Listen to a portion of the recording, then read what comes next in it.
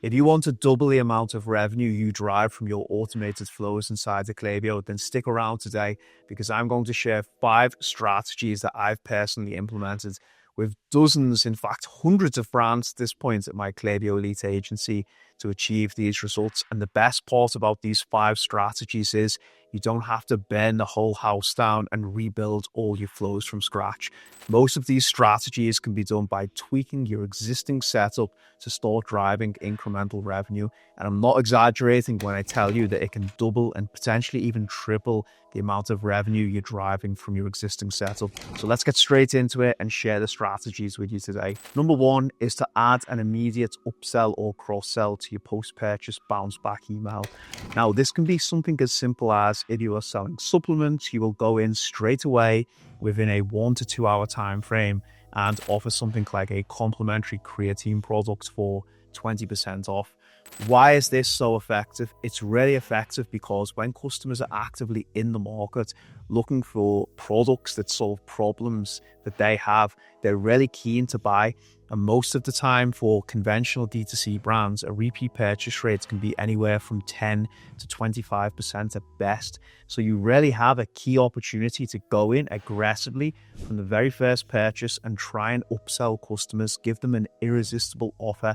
If you get this right, I've seen anywhere from 1 to 3% of people immediately come back and take you up on these offers. It doesn't sound like a huge amount, but compounding over a year, just think how much profit this adds to the bottom line. It makes a massive difference. So you need to relentlessly test what the right offer is for your audience to try and get a 1 to 3% conversion rate in this bounce back flow. Trust me, it will make a massive difference to your profitability over time. The second strategy is building upon that immediate bounce back email, and that's by adding transactional touch points to your post-purchase flow. Now, when most people think of transactional touch points, they think about the Shopify auto confirmation email, and that's pretty much it. Big mistake. You cannot over communicate transactional touch points. Who doesn't want to know where their order is up to? But the best part about it is if you have a third-party tracking tool app like Wonderment or an Aftership, you can have these dedicated landing pages on your website where you send a huge amount of traffic back to. Anywhere from 10 to 20% of customers will click these links, and then just by virtue of them landing on the website again, they go on to browse and then purchase additional products. So it ties into the first point of when customers are actively in the market looking for a product and they're hot buying, a lot of time you just need to send them back to the website to convince them to buy again. The beauty of this strategy is not only do transactional touch points drive a lot of incremental additional revenue, but they also offset customer support tickets by proactively communicating to the customer where their order is up to. So again, you cannot over communicate these emails, get them set up in your post-purchase flow and send a lot of traffic back to your website. It's a great experience for the customer and you'll drive a lot of repeat sales. The third one on this list is another simple strategy, and it's just by adding additional channel touch points to your existing flows. So if you only have email flows set up, let's say for your abandoned cart and your welcome flow, all you want to do is add additional touch points for channels like SMS or even direct mail. Why is this important? It's critical because around half of the people who subscribe to your list will never open your emails. And that's the unfortunate reality of email.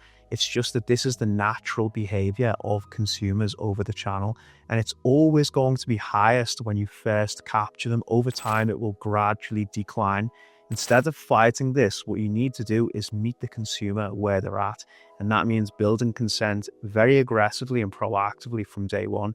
So make sure you collect SMS consent if you're based in North America, or WhatsApp consent if you're EU or UK based. And furthermore, don't just rely on email and SMS or WhatsApp. Make sure if customers are not engaging with these channels in your high intent flows, you go in with direct mail. This is your last chance saloon to get people over the line. So you don't have to create a huge amount of new assets. These channels can be quite simple.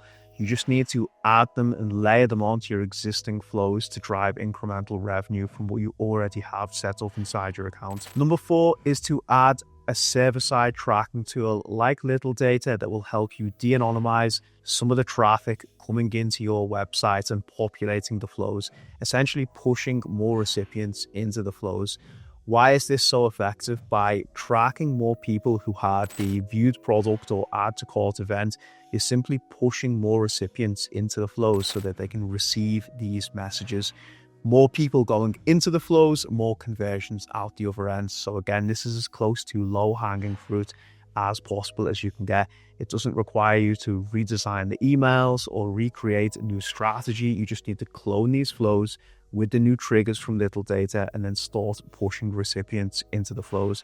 You can drive anywhere from 20 to 50% more abandonment flow revenue just by making this super simple tweak. And the fifth one on this list, finally, is absolutely critical if you need to fix your retention from first to second purchase.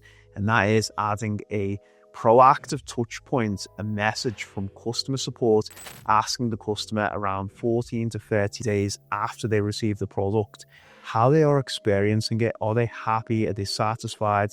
Are they having problems?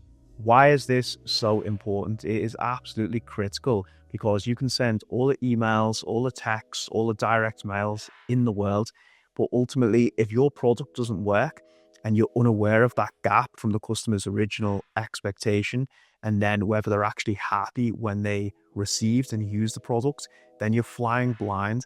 So adding this simple plain text follow-up, just encouraging the customer to be open and share qualitative insights, you can create a powerful feedback loop to send that all the way back to the product development team and the acquisition and paid media team to find out where the gaps are, improve that messaging, and critically find more of your highest LTV customers and push them on to that initial purchase journey.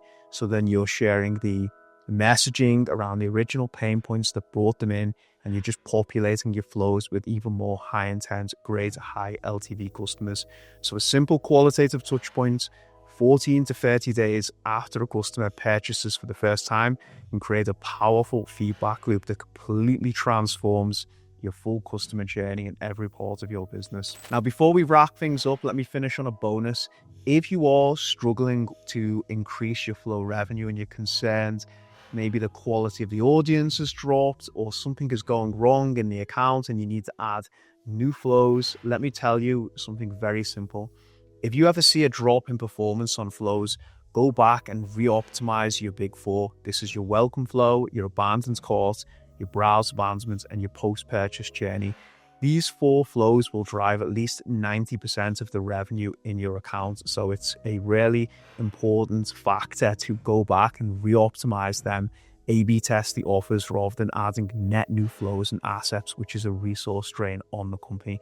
Most of the time when your flow revenue is down, it signifies a quality of audience problem, or essentially your business just isn't bringing in as many new customers at the top of the funnel year over year. In both scenarios, you can't really create new flows to solve this. It's not a magic bullet, but you can definitely go and re-optimize your core big four flows to make sure that you're driving as many conversions as possible. So that's it. They're the 5 strategies. Hopefully you found them useful. Let me know what yours are. Drop them in the comments below. Hit the thumbs up and make sure to subscribe, and I'll be back with another video soon. Thanks for watching.